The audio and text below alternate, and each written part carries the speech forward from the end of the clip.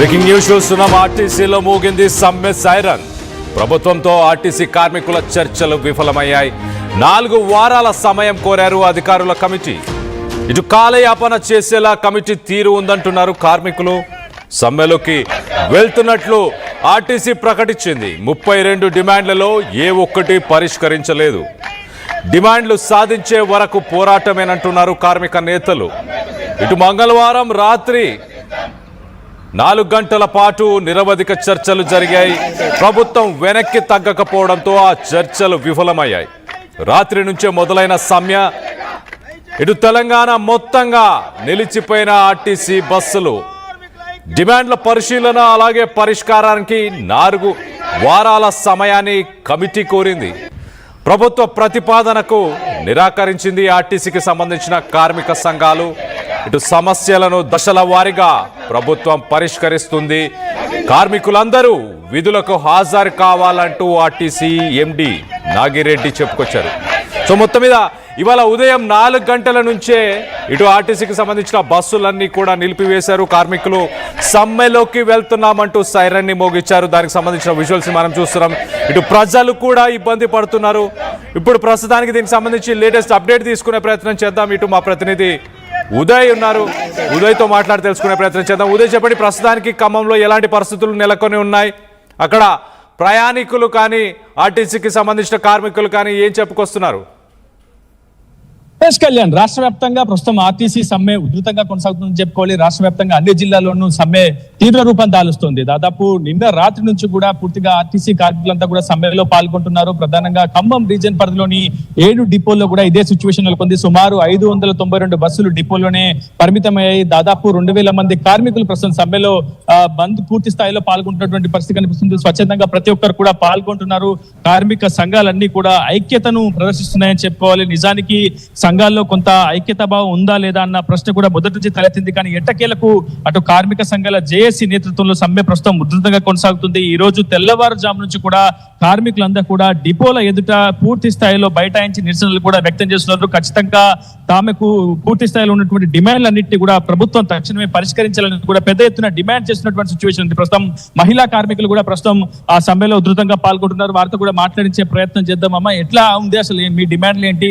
డిమాండ్లకు సంబంధించినటువంటి అంశాల గురించి ప్రస్తుతం ముఖ్యంగా ఈ రోజు చూసినట్లయితే మమ్మల్ని బలవంతంగా సమ్మెలోకి నెత్తివేసింది ప్రభుత్వం. ఏదైతే మొండి వైఖరి వ్యవహరిస్తుందో గత 8 నెలలుగా మేము అనేక విధాలుగా అనేక దఫాలుగా రిప్రజెంటేషన్ ఇచ్చాము. అయినా కూడా ఈ రోజు కళ్ళబొట్లు మాటలు చెప్తున్నారు. మేము అన్నిటికీ సానుకూలంగా ఉన్నామంటున్నారు.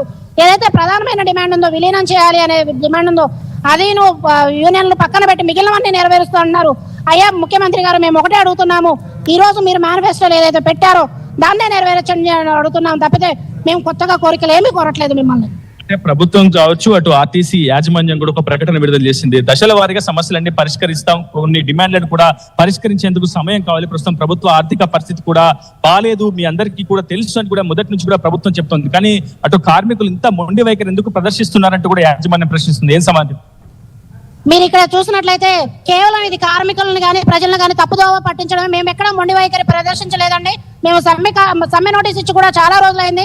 మేమన్నీ కూడా ప్రతిదీ కూడా ప్రభుత్వం ముందుకు వెళుతున్నాం. ఫస్ట్ ప్రభుత్వాన్ని అడిగాము, వాళ్ళు కాదంటేనే మేము సమ్మెలోకి వెళ్ళాము తప్పితే ఇది కేవలం ప్రభుత్వం ప్రజలను తప్పుదోవ పట్టిస్తుంది తప్పితే మేము కావాలని చేసింది కాదు. ప్రభుత్వం కావాలని దీన్ని కాలయాపన చేస్తుంది. నిజంగానే ఇప్పుడు ఆర్టీసీ నష్టాల్లో ఉంది అంటున్నారు. మహాలక్ష్మి పథకం ఏదైతే ఉందో దానివల్ల మొన్ననే మనం సంబరాలు చేసుకున్నారు. 12 లక్ష కోట్లు ప్రయాణాలు అని చెప్పి. ఆ 1 లక్ష కోట్లు ఎక్కడికి వెళ్ళాయి? మరి మా డబ్బులే కదా అవి. సో అవి ఇచ్చేస్తే ఆర్టీసీ లాభాల్లోకి వచ్చేస్తుంది కదా. మహాలక్ష్మి పెట్టాము, దానివల్ల ఆర్టీసీ లాభాల్లోకి వచ్చింది అంటున్నారు. లాభాల్లోకి వచ్చింది అన్నప్పుడు ఈ సమస్య లేదు కదా. సో ఈ సమస్య వచ్చిందంటే మమ్మల్ని కేవలము ప్రజల ముందు దోషులుగా చేయడానికి ప్రయత్నమే తప్పితే మేము చాలా సానుకూలంగా ప్రభుత్వానికి ఎప్పటి నుంచో విన్నవిస్తున్నాం, మళ్ళీ కూడా విన్నవిస్తున్నాము. దయచేసి మా సమస్యల్ని పరిష్కరించండి. ముఖ్యమంత్రి గారే స్వయంగా ప్రకటించారు, ఆర్టీసీ మాకు తెలుసు, ఆర్టీసీలో సమస్యలు ఏంటో నాకు తెలుసు, ఆర్టీసీని నేను చూస్తున్నాను అన్నారు. అలాంటి ముఖ్యమంత్రి గారు ఈ రోజు ఆర్టీసీని ఎందుకు చూడట్లేదు? ఆర్టీసీ వాళ్ళు ఎందుకు పరాయి వాళ్ళు అయిపోయారో ఈ రోజు ఈ సందర్భంగా కోరుతున్నాం మేము. మీరు చెప్పండి, గత ప్రభుత్వ హయాంలో కూడా ప్రభుత్వంతో యుద్ధం జరిపారు, సుమారు 52 రోజుల పాటు సమ్మె చేశారు. చాలా మంది కార్మికులు కూడా మృత్యువాత పడ్డారు. ఖమ్మం జిల్లాకు సంబంధించినటువంటి ఆర్టీసీ కార్మికులు కూడా గతంలో సమ్మె చేస్తూనే గుండెపోటుతో కావచ్చు, ఇతరత్ర కారణాలతో మరణించడం కూడా చూసాం. మళ్ళీ సమ్మెకి దిగుతున్నారు. ఆ ప్రభుత్వంతో యుద్ధమే చేశారు, ప్రస్తుతం ఉన్నటువంటి ప్రజాపాలనతో వచ్చినటువంటి ఈ ప్రభుత్వంతో కూడా యుద్ధమే చేస్తారు. నిజంగా మీ సమస్యలు పరిష్కరించగలుగుతున్నటువంటి ఒక హోప్, ఒక భావన మీకు ఉందా? తెలంగాణ ప్రత్యేక రాష్ట్ర కోరిక మేరకు, ప్రజల్లో ఉన్న కోరిక మేరకు ఆ రోజు నుండి టీఆర్ఎస్ పార్టీ సకల జన సమ్మె పిలిపిస్తే ఓన్లీ రాష్ట్రంలో ప్రధాన పాత్ర వహించి, ప్రధాన భూమిక పోషించి ఓన్లీ ఆర్టీసీ కార్మిక వర్గం మాత్రమే ఆ సమ్మెకి పూర్తి స్థాయిలో నిలబడడం జరిగింది. ఆ నిలబడడం జరిగిన తర్వాత అది గవర్నమెంట్ వచ్చిన తర్వాత ఆర్టీసీ ప్రభుత్వంలో విలీనం చేస్తామని, ఆర్టీసీ కార్మికులు ఆర్థికపరమైన బాధలని, ఇబ్బందిని తొలగిస్తామని, పని భారాలను తగ్గిస్తామని అనేక రకాలైన హామీలు ఇచ్చి ఆ గవర్నమెంట్, ఆ పార్టీ అధికారంలోకి వచ్చిన తర్వాత మరి వారు అటు ఇచ్చినటువంటి హామీలను విస్మరించడం వల్ల మరి ఈ కార్మిక వర్గం వారికి అనేక విధాలు చెప్పినప్పటికీ పెడచెవిన పెట్టారు. ఆ ప్రభుత్వం మరి ప్రజా వ్యతిరేకత వల్ల పోయిన తర్వాత కాంగ్రెస్ ప్రభుత్వంలో మరి ఆ రోజులు ఇచ్చిన హామీని మేము ఇస్తామని మేనిఫెస్టోలో పెట్టడం వల్ల దాదాపు చాలా మంది, ఎక్కువ మంది కార్మికులు దాన్ని ఆశీర్వదించడం జరిగింది కాంగ్రెస్ పార్టీని. మరి కాంగ్రెస్ పార్టీ ప్రభుత్వం వచ్చి కూడా దాదాపు 3 years అవుతా ఉంది. ఇప్పటికి కూడా ఈ సమస్యల మీద వాళ్ళు పరిష్కరించాలని చిత్తశుద్ధి కనబట్టలేదు. ఈ మధ్య 3-4 నెలల క్రితం కూడా మేము సమ్మె నిర్వహించినప్పుడు పాకిస్తాన్ భారతదేశానికి యుద్ధం జరుగుతుంది కాబట్టి మీరు వాయిదా వేసుకోమంటే కూడా ఇక్కడ కార్మిక వర్గం నాయకత్వం అన్ని సమ్మెను వాయిదా వేసుకున్నటువంటి పరిస్థితులు కూడా ఉన్నాయి. మరి ఈ పరిస్థితుల్లో మరి ప్రభుత్వం ఈ విధంగా చేయడం కరెక్ట్ కాదు. ఈ వచ్చిన తర్వాత చాలా మంది అనేక రాయితీలు, అనేక అవకాశాలు కూడా ఇచ్చేశారు.